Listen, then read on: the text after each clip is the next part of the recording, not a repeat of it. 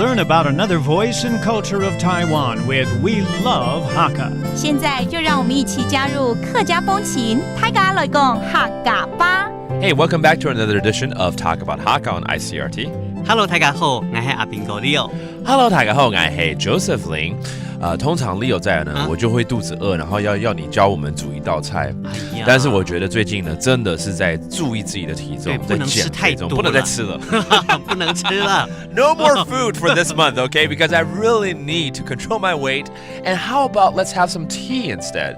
我知道这个客家文化里面一定有很多种不一样的茶嘛，今天教一个比较不一样的茶。好啦，好不好？我们也教也是吃的东西嘛，对，就是用喝的哈。对，喝的方式不一样哈，用喝的哈。我们要教的就会客家酸甘茶。客家酸甘茶就是酸甘茶。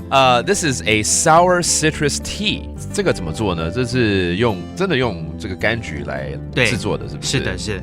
这个酸甘嘛，那个客家话有另外一个讲法叫做芋头甘。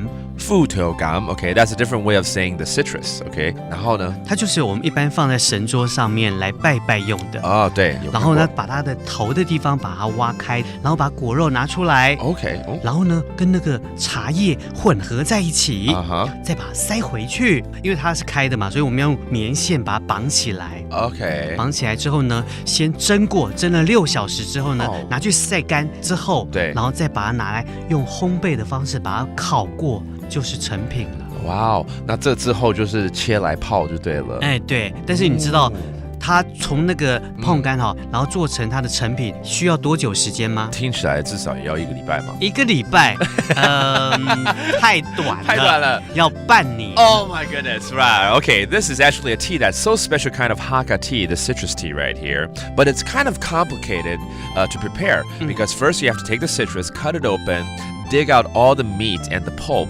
mix that up with tea leaves, and then you put it back into the citrus again, and then you tie it up and you steam it for about 6 hours.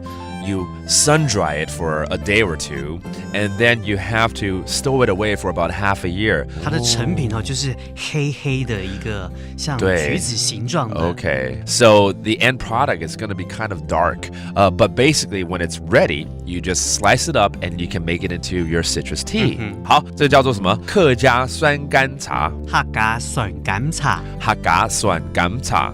And that is today's Talk About Hakka. 什么太嘎？俺只say 张来了。客家风情由客家委员会监制。We Love Hakka has been brought to you by the Hakka Affairs Council.